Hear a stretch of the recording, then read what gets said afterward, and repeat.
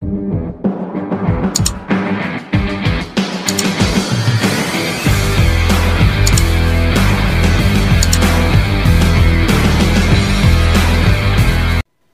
warahmatullahi wabarakatuh. Jumpa lagi dengan saya Gus Nglono. Oke, yang belum berlangganan di channel saya, langsung saja klik tombol subscribe dan aktifkan notifikasi loncengnya sekarang juga. Dengan mengklik tombol subscribe berarti Anda mendukung penuh dakwah agama Islam pastinya ya.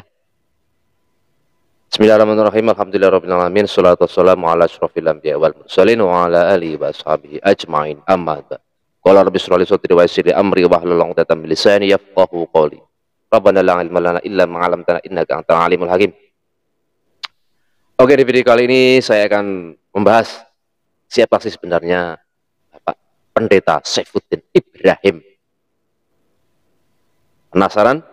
Yuk kita simak videonya berikut ini.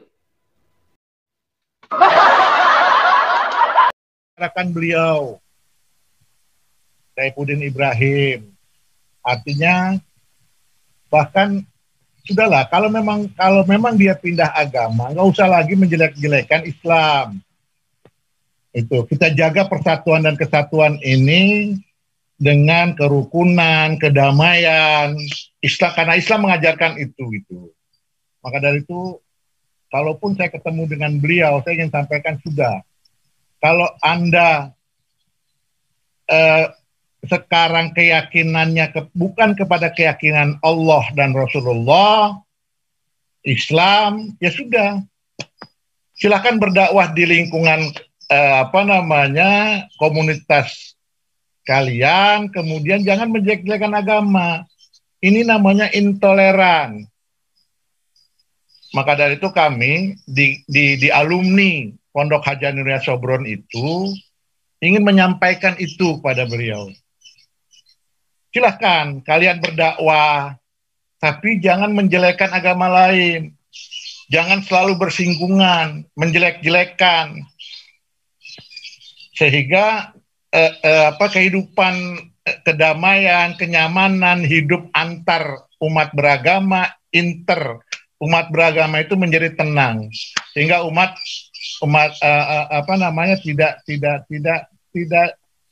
tidak menimbulkan kekacauan dan kekisruhan.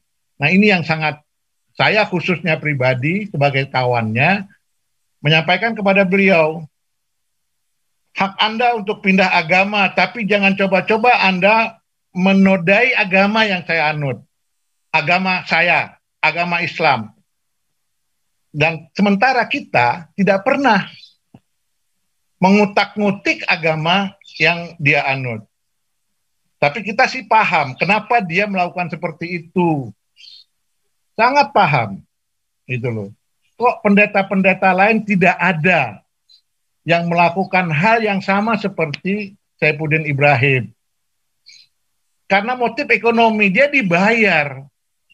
Dia muncul di YouTube, kemudian dia mencoba memperbandingkan ayat dengan Injil segala macam itu, sehingga Islam itu dijelek-jelekan, itu dia dibayar. Tidak mungkin dia berbuat seperti itu kalau dia tidak dibayar. Kalau dulu mungkin dia ceramah Jumat, khotib Jumat, ceramah, mungkin bayaran dari umat kecil, kemudian ketika dia menjadi pendeta bayarannya besar, itu. Jadi dia diperalat sebenarnya. Kalau menurut saya itu dia diperalat oleh orang-orang yang punya kepentingan bagaimana, karena dia yang berani. Karena dia yang berani untuk menjelek-jelekan Islam dan mengajak umat Islam kepada Kristen. Saya pikir itu sekedar curahan pengalaman saya bersama beliau. Yang jelas intinya teman-teman sekalian, beliau itu masuk ke Kristen itu bukan karena hidayah dari Yesus, tapi karena keadaan ekonomi yang memaksakan dia untuk pindah. Saya bisa buktikan kok perubahan hidup beliau. Dari dia begitu susahnya, dari Jepara kemudian pindah ke Jakarta, kemudian dia ngajar di Sawangan, dia bergabung dengan NII, kemudian dieliminir oleh apa namanya pesantren Abu Toto Panji Gumilang, kemudian dia pindah ke mana, ke Kristen, itu karena persoalan ekonomi. Sekarang dia lihat pakaiannya hebat, keren, trendy, pakai dasi. Yang dulu susah, mungkin dia nggak bisa memakai dasi. Waktu di Sobron itu dia nggak bisa memakai dasi. Cara memakai dasi itu bagaimana dia nggak bisa. Saya tahu kok kehidupannya itu. Dia sering tidak pakai baju, cuma pakai kain aja. Kain, saya masih ingat tuh kain Bima itu warnanya merah yang sering dia pakai tiap hari itu. Entah dicucinya berapa kali saya juga nggak tahu. Yang jelas itu yang digunakan. Kemudian setelah dia pindah agama menjadi Kristen, wah pakai dasinya rapi, kemudian sabuknya branded, dasinya pun bagus, sampai katanya dia sekolah di Australia, segala macam. Dan itu dari mana dananya itu kalau tidak disupport. Dan dia menjadi orang yang memang ditugaskan untuk itu. Kalau analisa saya.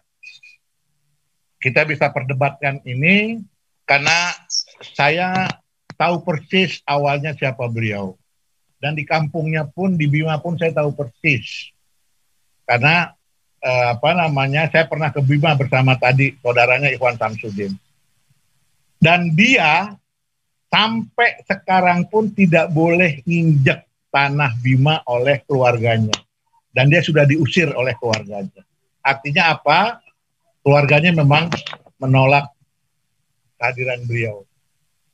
Saya pikir itu untuk apa namanya, nanti kita kalau ada yang mau bertanya, kita silahkan, kita ngobrol-ngobrol santai siang ini. Mudah-mudahan ini bermanfaat sebagai pengetahuan. Dan ini harus saya sampaikan kepada teman-teman. Penjelasannya itu dari kawannya ya, dari temannya waktu masa kuliah. Penjelasannya sudah sangat detail sekali. Ya itu kemudian 90% real lah. Intinya beliau di situ, kalau Anda itu sudah menjadi orang Kristen, jangan menghina agamamu yang dulu, yaitu agama Islam. Dari sini sangat tampak jelas dan gamblang. Apakah ente itu sebagai pendeta kelakuannya kok gimana ya? Kok selalu menebar kebencian kepada agama Islam itu? Apakah semua pendeta seperti itu? Kan ya tidak. Sementara ini yang saya lihat dari YouTube, dari info-info yang akurat itu ya Anda saja. Sementara ini ya kelas pendeta tapi menebar kebencian.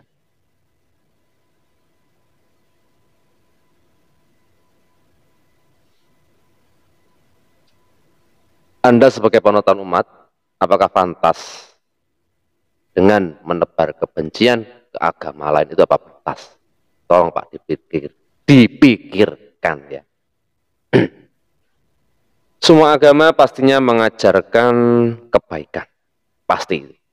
Tidak membenci agama lain karena kita itu hidup di Indonesia yang menerapkan toleransi, bukan intoleran ya. Masalah keyakinan pasti berbeda, tetapi tetap satu jua itu ya, satu jua. Kita sebagai Muslim tidak boleh membenci agama lain. Yang kita harus patahkan itu adalah cara-cara mereka yang mengaku murtadin dan lain sebagainya, yang menjelek-jelekkan agama Islam. Dengan cara kita doakan saja, semoga mereka cepat khilaf, bertobat, artinya tidak menjelek-jelekkan agama Islam.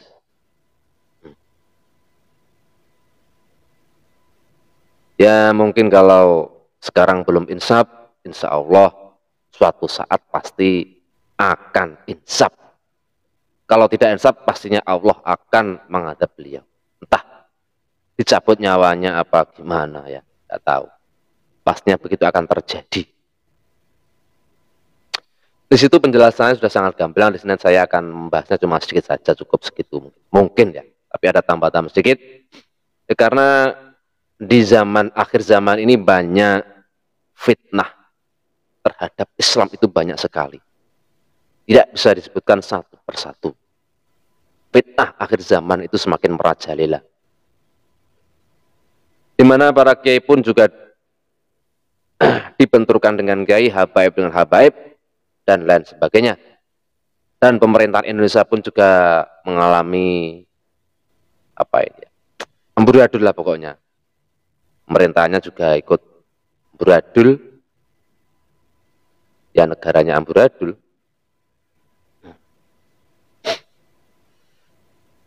Terus musibah itu banyak silih berganti, musibah mulai banjir, gunung meletus, terus corona yang tak kunjung-kunjung sembuh juga ini. Entah ini permainan apa gimana juga kurang tahu. Ya semoga cepat berlalu lah. Kita sebagai orang muslim hanya bisa berdoa. Yang kaya makin kaya, yang miskin makin acuh. Di tahun ini juga, di akhir tahun ini banyak para kiai, para ulama yang dipanggil oleh Allah atau wafat ya. Mulai dari Kiai Haji Abdul Holik Ridwan Lirboyo Kediri Jawa Timur, Ahmad Al Hinduan, Kiai Haji Fuad Mun'im Jazuli Pondok Pesantren Al Falah Mojo Kediri, Habib Thohir Al-Kaf Tegal, Habib Abdurrahman bin Abud, Habib Ja'far Al-Kaf, Haji Muhammad Najib Abdul Qadir Rapiak, dan Syekh Ali Jabil. Beliau adalah ulama-ulama panutan kita semua. Ya kita hanya bisa mendoakan beliau, Allahumma fillahum warhamhum wa'afihim wa'fu anhum, Allahumma la tahrimna ajrahum wa la taftinna ba'dahum waghfir lana wa lahum. Ya saya selalu mengingatkan kepada panjenengan semua, sebagai muslim haruslah mengedepankan akhlak. Kita dihina jangan dibalas dengan hinaan ya. Kita balas dengan senyuman saja. Senyuman. Ya kita berdoakan semoga murtadin Indonesia itu cepat khilaf. Toh kalau nggak khilaf mungkin Allah yang akan mengazabnya. Percaya nggak percaya memang begitulah adanya. Mungkin ya cepat umurnya pendek apa gimana juga nggak tahu. Ya pesan saya mungkin cukup itu, terus penjelasannya sudah sangat gamblang oleh beliau selaku namanya siapa juga lupa saya. Sudah dijelaskan bapakan siapakah sih sebenarnya Bapak Pendeta. Pak Pendeta Saiful Ibrahim itu siapa sudah jelas bahwa dianya itu sepertinya memang pengetahuan Islamnya itu ya sangat hitungannya minim lah, katanya pernah ngajar di pesantren, tapi nyatanya kan murtad. Dan teman beliau pun juga menyampaikan kira-kira tuh 90% masuk ke Kristen itu karena faktor ekonomi. Katanya begitu, masalah benernya nggak tahu, wallahu alam bisawab. Sekian dari saya, apabila ada kata yang tidak enak di hati panjenengan, saya mohon maaf yang sebesar-besarnya. Ihdinas siratal mustaqim. Assalamualaikum warahmatullahi wabarakatuh.